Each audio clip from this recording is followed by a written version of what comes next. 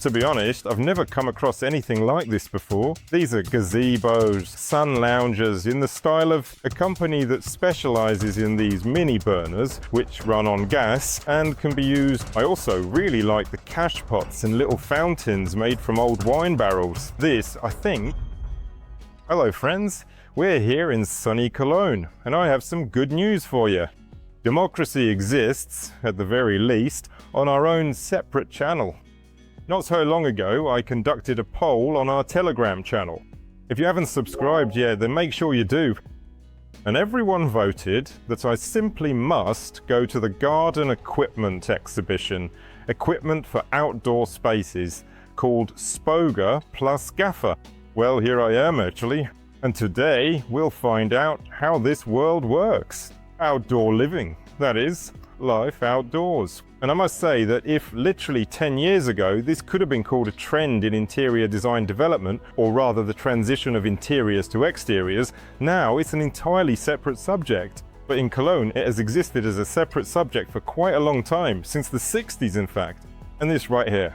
The daft name Spoga+Gafa is actually a merger of two exhibitions. The first was called Sport plus Garden, and the second was called Garden Fachartikel, or something along those lines. Anyway, it was all one way or another dedicated to spending time outdoors. And then it transformed into what we see here. We're looking at quite an extensive exhibition, or rather, I should say, a trade fair, because in Germany these are trade fairs after all. Buyers come here and they really do place orders. And in terms of floor space and the number of exhibitors, this exhibition's actually comparable even to the Italian furniture salon, and perhaps in terms of certain product categories, even more so than Maison and Objet. Anyway folks, get comfortable. Today we're going to get to the bottom of all this. In summer, it seems to me, this topic is absolutely relevant.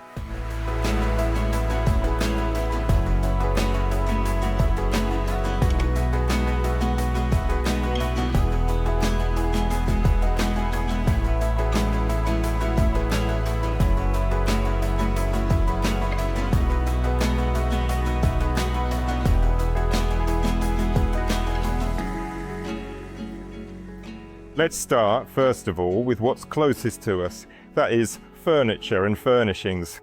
Because in truth, terraces and outdoor spaces are now fully fledged interiors, just out in the open air. Well, I mean fully fledged exteriors.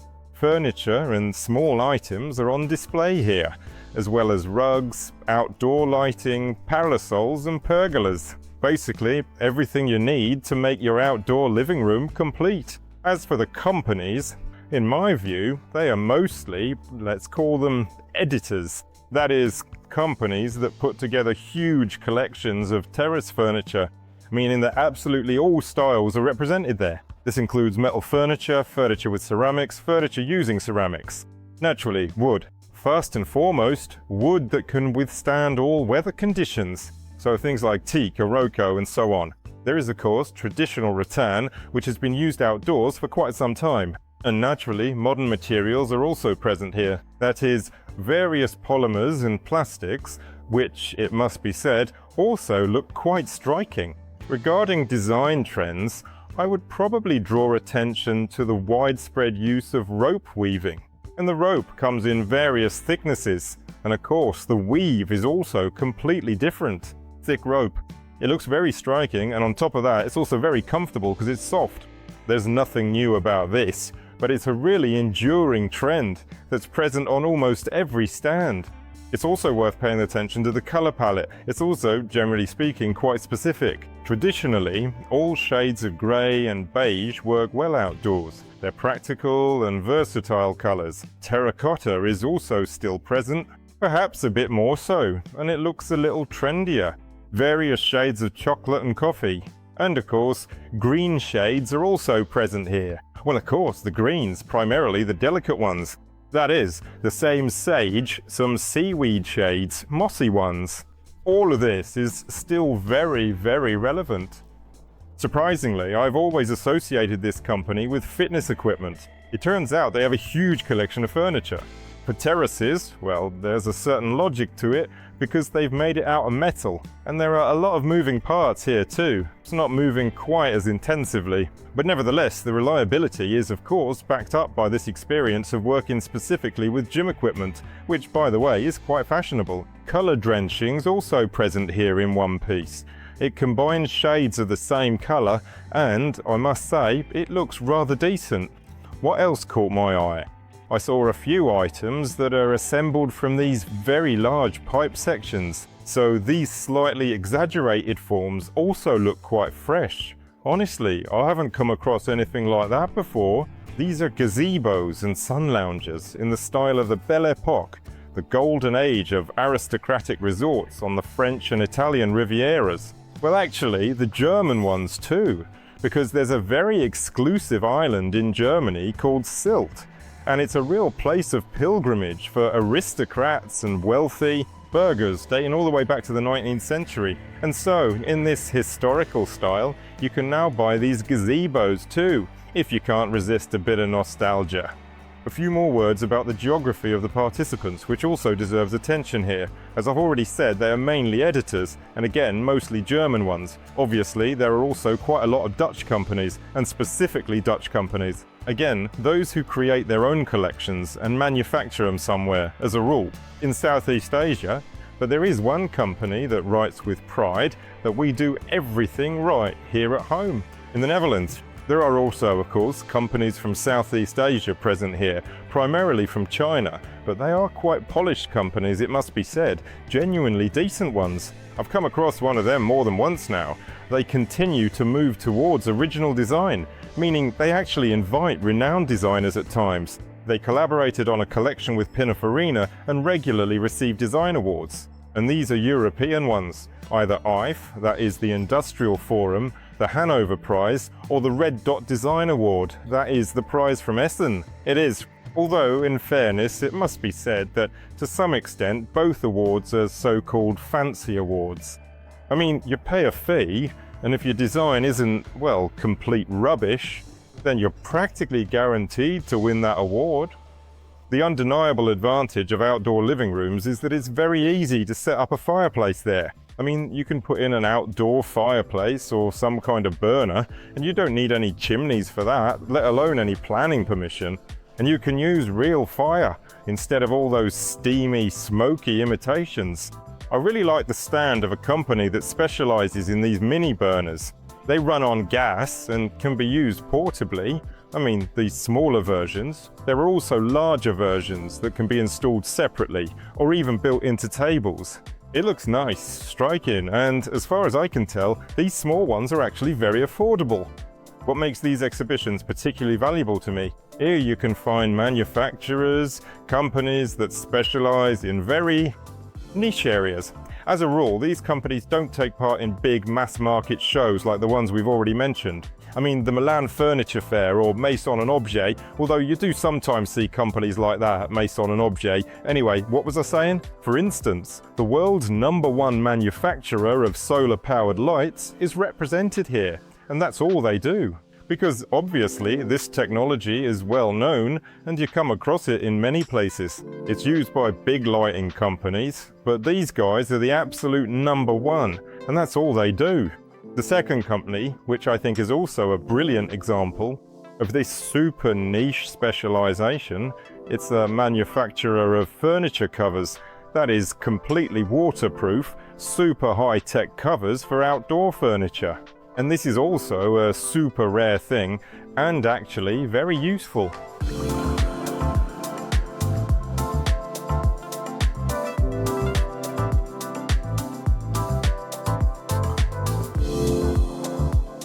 A whole pavilion is dedicated to garden decor. This is primarily various planters and pots made from different materials. It could be ceramics, glazed ceramics, rough ceramics, stone, metal, or wood. Well, basically, everything you can imagine is all made from that.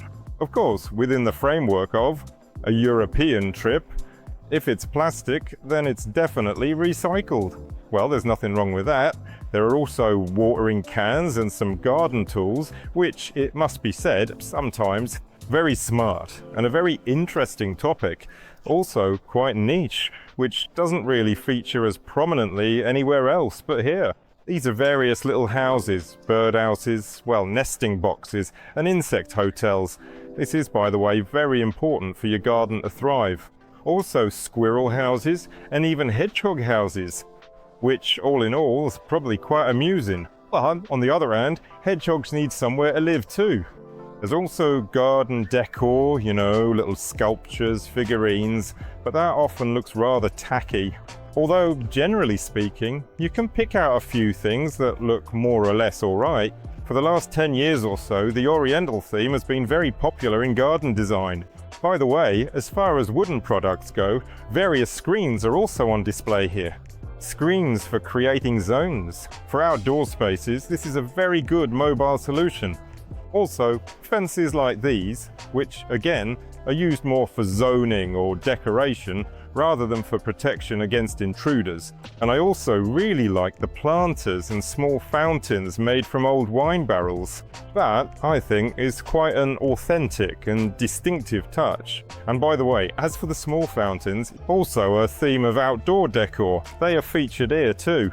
Although I didn't see any large installation pieces, but there are some nice little special grids for creating paths out of decorative pebbles or gravel. I think that's also a very practical idea. You can organise routes around your garden quite quickly, quite attractively, and quite practically. All in all, there's plenty to save, and I saw a lot, though unfortunately I didn't see the top brands that specialise in the outdoor sector, particularly furniture. Why? Well, we'll talk about that later, but that's just a quirk of German exhibitions. The main issue with all German exhibitions of this type is that they mix up both brands and raw material suppliers. Thank goodness, here they've been separated into a different pavilion. So here we have fabrics for outdoor furniture, here we have SPC for tabletops and other elements. Here are the OEM manufacturers of garden furniture, parasols and other bits and bobs. For instance, there are garden sheds. If you're after that, it's here too. But on the other hand, that's exactly what defines a trade fair, because everything is represented at a fair. I, generally speaking, skeptical about it, but there is, of course, some logic to it. The main downside is that it puts off truly premium companies from taking part, because in essence they end up exhibiting alongside their suppliers, or at the very least the suppliers of the raw materials they use in their production.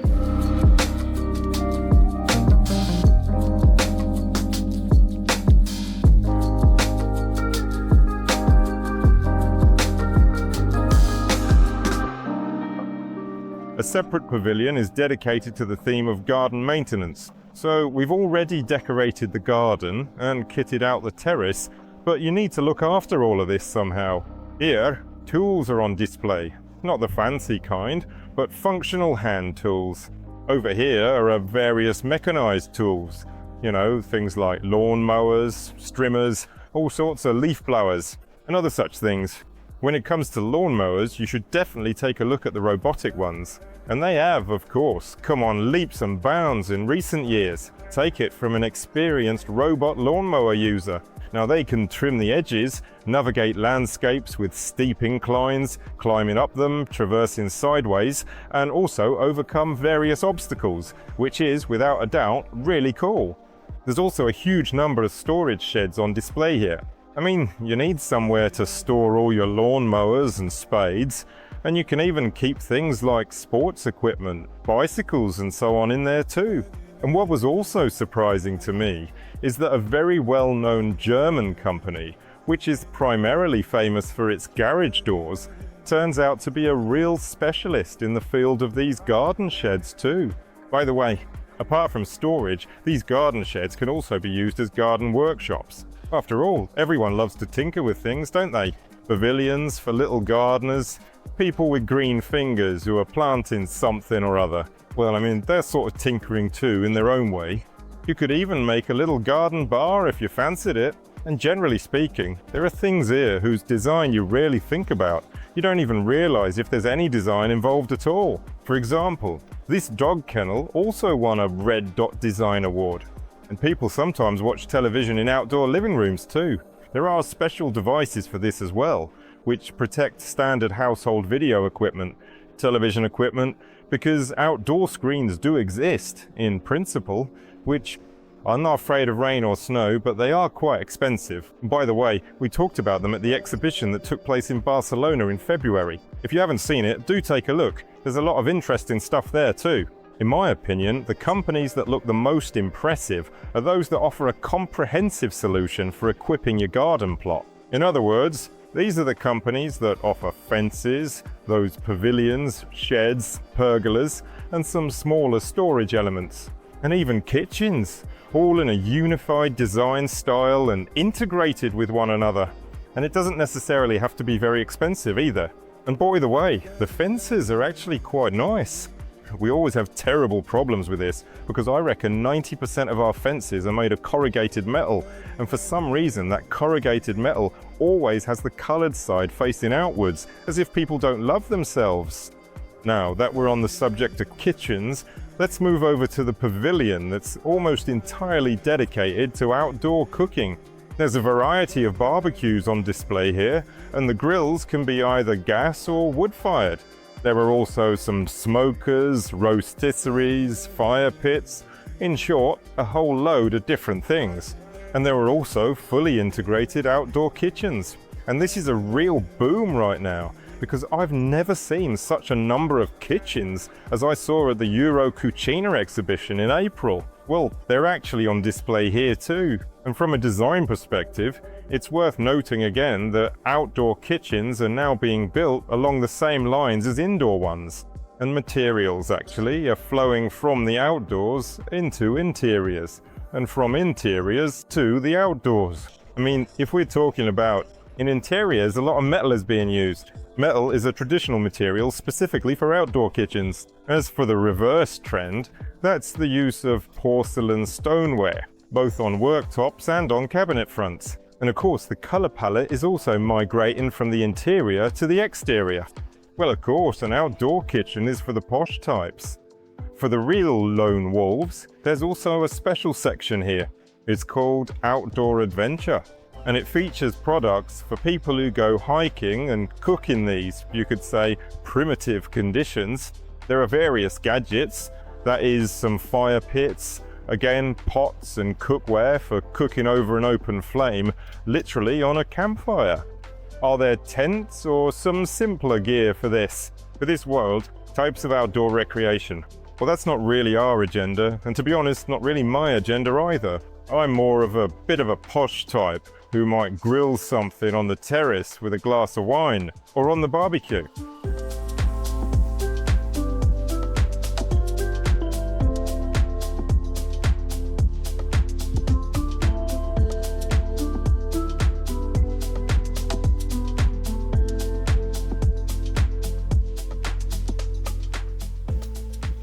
Well then friends, I must thank you. The Spoga+Gafa exhibition was definitely worth a visit. It was worth visiting, not to see the trends, or any new products. There isn't actually that much of that here.